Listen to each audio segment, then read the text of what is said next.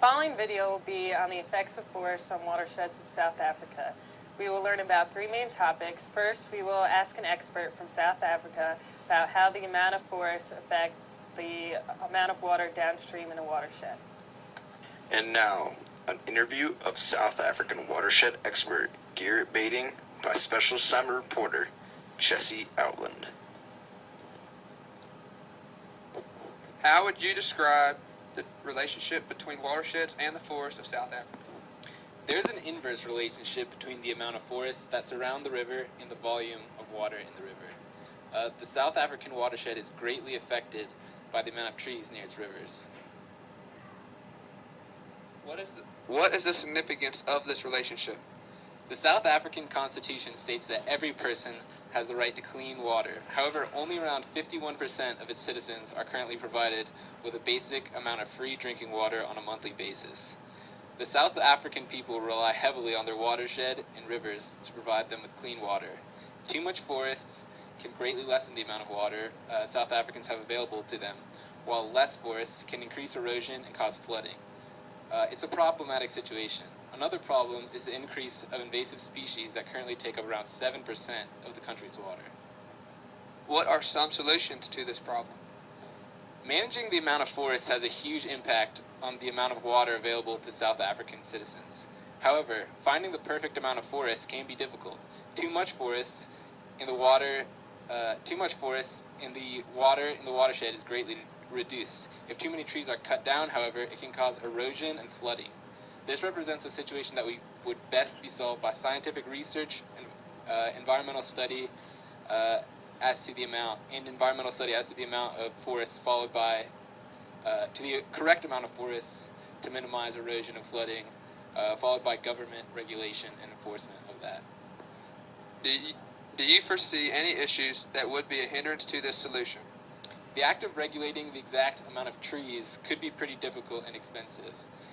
In South Africa, there are more impoverished people that support themselves and their families there are lots of poorer people that support their families through the forests and harvesting from the forests. It would be beneficial for the government to try to work with and educate these people so that the greatest amount of people can make money from the forests, yet flooding and erosion would be limited.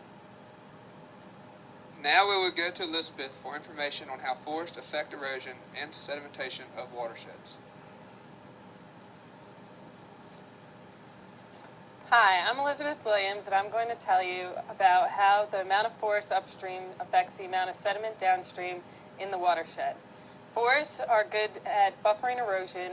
When there's more forest, there's less erosion, which in turn causes less sediment and less muddy water downstream. First, forests are very good at preventing erosion. They help hold soil together. Forests prevent soil from washing out and washing down rivers and streams.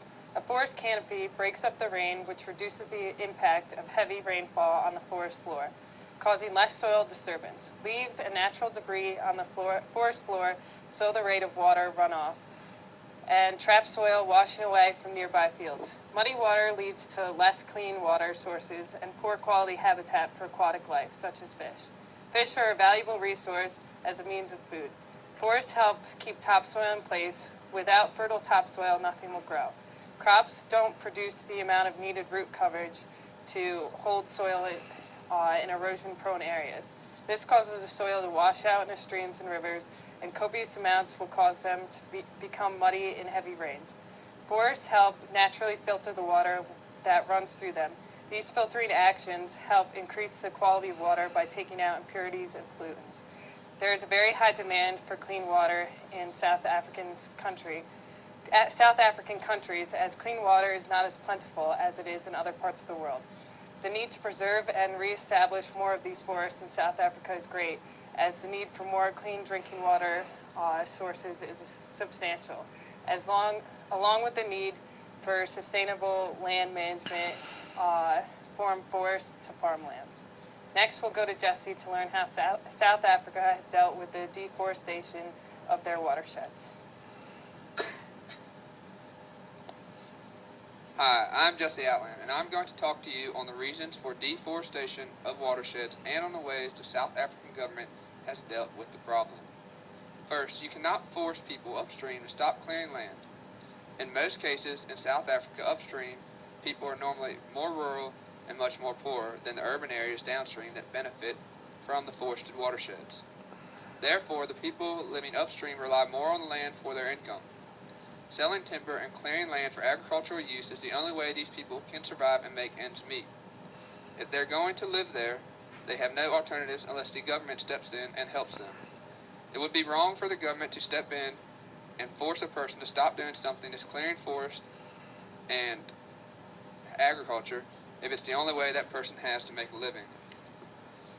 There is one way to stop people from clearing land around watersheds, and this is to give economical subsidies to people so that they will be able to live without clearing the forest around the watersheds.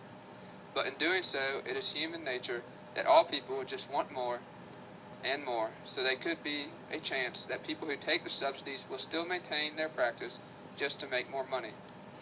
So, if the government plans on giving subsidies to protect the land, it must also put in strong laws and regulations that support the subsidies so nobody tries to double dip.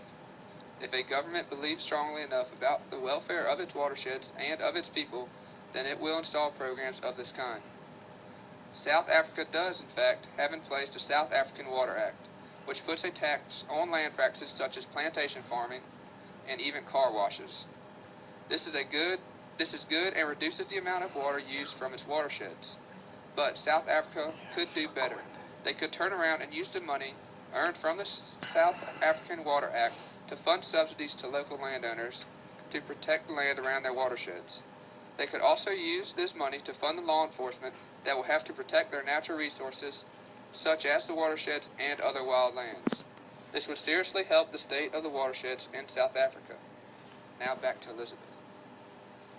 We appreciate you all for viewing this video, and if you would like to see more like these, please donate to PBS.